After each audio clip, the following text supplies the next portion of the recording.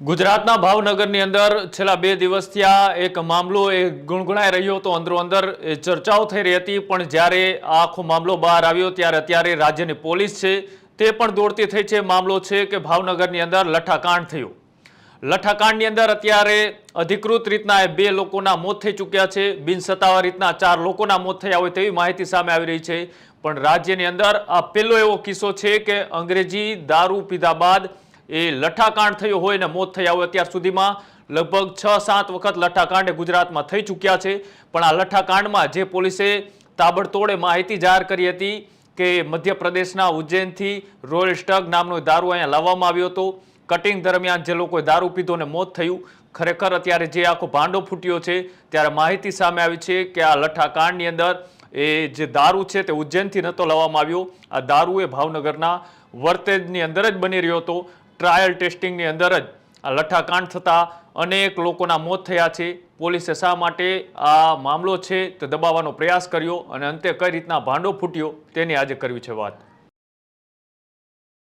2 દિવસ પહેલા ભાવનગરની અંદર 17 જેટલા લોકોએ દારૂની પાર્ટી કરે છે। આ દારૂ પીધા બાદ સત્તાવાર રીતના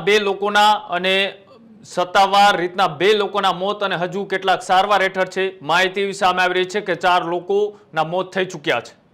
આજે આખો મામલો છે, આ મામલાની અંદર પોલીસ પણ અત્યારે શંકાના દાયરામાં છે। આખો ઘટનાક્રમ એવો છે કે તાબડતોડ પોલીસ દ્વારા જે માહિતી જાહેર કરવામાં આવી તેમાં કહેવામાં આવ્યું કે આ દારૂ છે તે મધ્યપ્રદેશના ઉજ્જૈનથી મંગાવવામાં આવ્યો હતો। 28 જેટલી દારૂની પેટીઓ છે તે અહીંયા મંગાવી અને તેનું કટિંગ કરી અને સપ્લાય કરવામાં આવી હતી ને તેમાંથી જે દારૂ છે તે દારૂ પીધા બાદ કેટલાક લોકોની તબિયત લથડી અને તેમાં અત્યાર સુધીમાં 4 લોકોના મોત થઈ ચૂક્યા છે।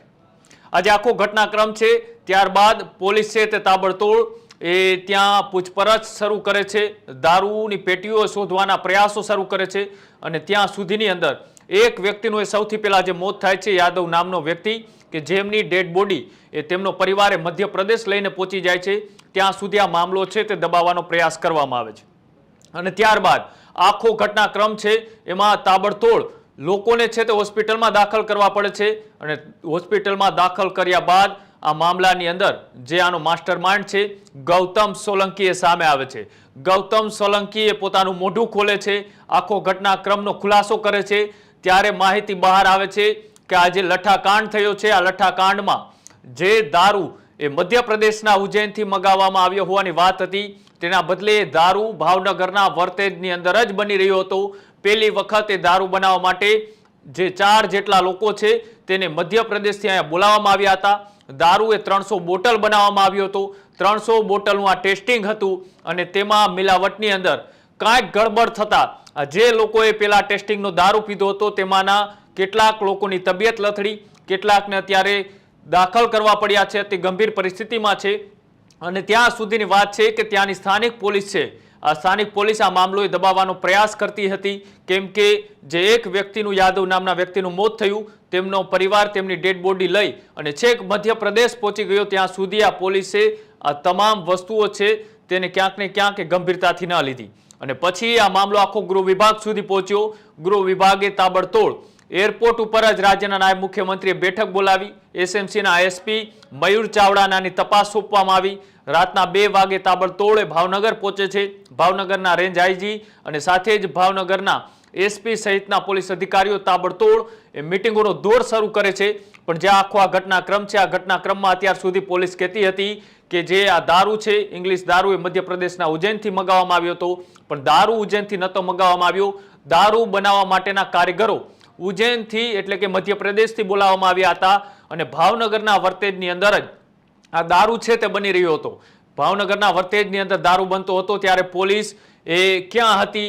પોલીસ જે ટેન્કરોમાંથી દારૂ પકડી પાડે છે કે પછી ગાડીઓના ડેશબોર્ડમાંથી દારૂ પકડી પાડે છે, એ ભાવનગરની પોલીસને ભાવનગરના વર્તેજમાં ઇંગ્લિશ દારૂ છે તે બનતો હતો તેની ભણક કેમ ન લાગી?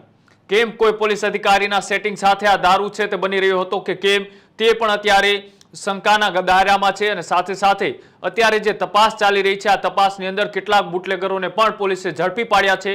તેમાંનો સૌથી મોટો અને માસ્ટરમાઇન્ડ ગણાતો ગૌતમ સોલંકી અત્યારે પોલીસ સકંજામાં છે અને તેને મોં ખોલ્યું છે અને આ મોં ખોલતા જ પોલીસ અધિકારીઓના હોશ ઉડી ચૂક્યા છે। જે આ લઠ્ઠાકાંડની ઘટના સામે આવી છે. આમાં હજુ કેટલાક લોકો એ મોતને ભેટે તેવી પણ શંકા છે.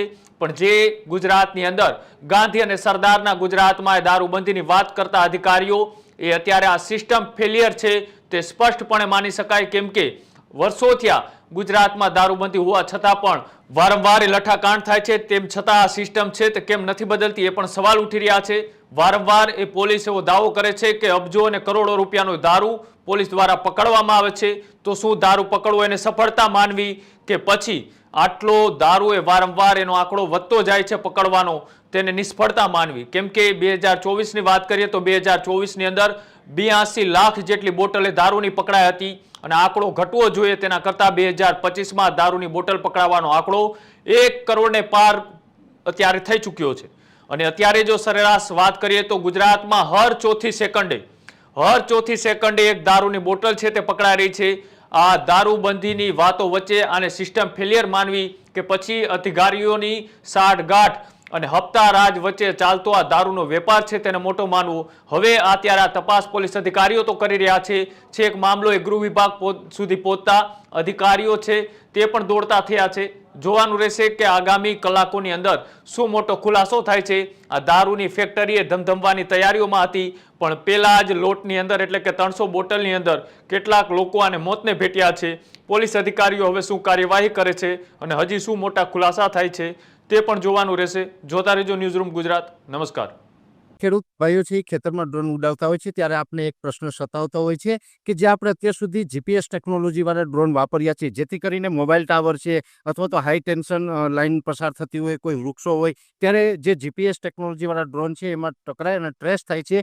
પણ એગ્રીવન લાવ્યું છે જીએનએસએસ ટેકનોલોજી ડ્રોન જેથી કરીને એ ડ્રોન છે એ કોઈ જગ્યાએ ટકરાય નહીં પોતાની રીતે જ ડિસિઝન લે છે અને મૂવ થઈ જાય છે જેથી કરીને જીએનએસએસ ટેકનોલોજી ડ્રોન છે એ વાપરવાનો આગ્રહ રાખો. અત્યારે જ ન્યૂઝરૂમ ગુજરાતની યુટ્યુબ ચેનલને સબસ્ક્રાઇબ કરો અને ઇન્સ્ટાગ્રામ અને ફેસબુક પર ફોલો કરો. અપડેટ રહો, સત્યની સાથે રહો.